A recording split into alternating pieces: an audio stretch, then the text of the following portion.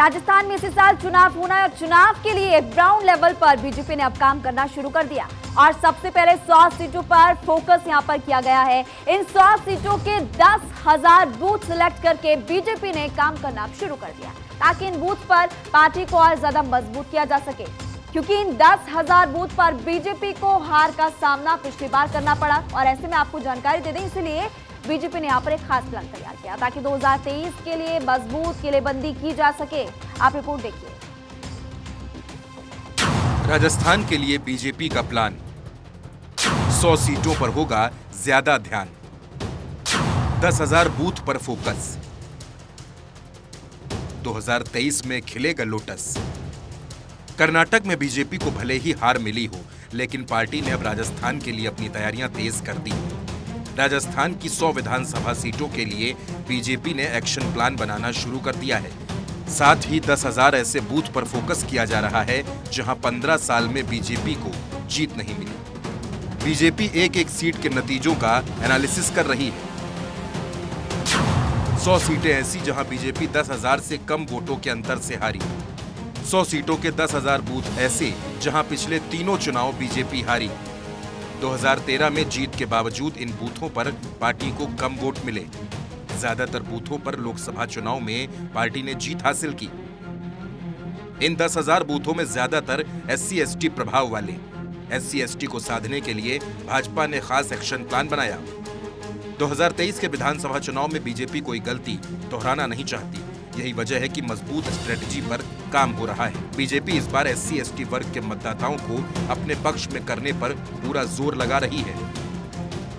सबसे खास ध्यान इस बात का है कि किस तरह ऐसे वोटर्स को कन्वर्ट किया जाए जो अभी तक कांग्रेस या फिर अन्य दलों से जुड़े हैं। बीजेपी ने जिन 100 कमजोर सीटों पर खास रणनीति बनाई है, उनमें से हर सीट पर 100 बूथ ऐसे सेलेक्ट किए हैं जहां SC/ST वर्ग के मतदाताओं की संख्या 300 से लेकर 800 तक है। यानी 100 सीटों पर 10,000 बूथ टारगेट किए गए हैं। इन 10,000 बूथों पर SC/ST वर्ग से ही एक एक वॉलंटियर लगाकर बीजेपी ने ग्राउंड वर्किंग कराई।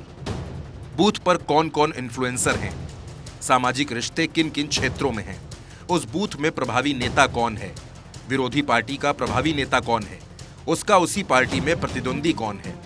इसके साथ ही बीजेपी ने 9 पॉइंट बनाए हैं जिन पर पार्टी पदाधिकारी काम कर रहे हैं। कार्यकर्ताओं और बूथ के नेताओं को भी जिम्मेदारी सौंपी गई है।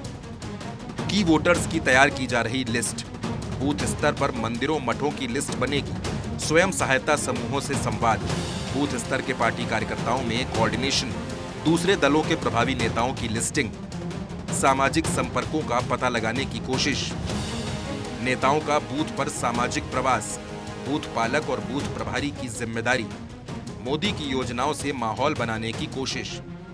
लोकसभा में स्थानीय मुद्दे इतने अहम नहीं होते, लेकिन विधानसभा चुनाव में सबसे अहम स्थानीय मुद्दे ही होते हैं। बूथों पर जिन वोटर्स को भाजपा अब तक अपनी रणनीति में कन्वर्ट करने में सफल रही है, उनको जब बड़े नेताओं की सभाएं या पार्टी के बड़े आयोजन होते हैं तो वहां ले जाने पर प्राथमिकता दी जा रही है।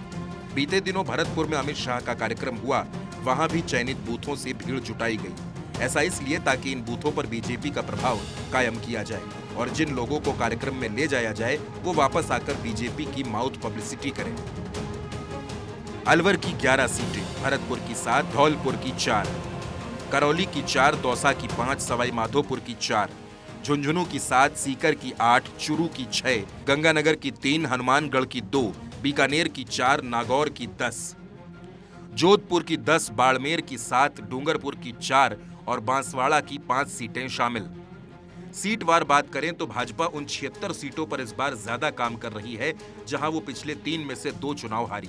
इसके साथ ही 37 में से उन 24 सीटों पर बीजेपी SC/ST बूथों पर काम कर रही है जो पिछले 3 में से 1 बार हारी।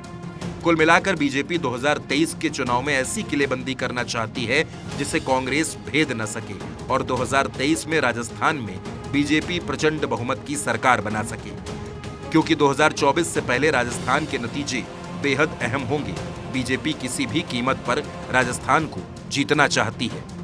Bureau report, Bharat 24।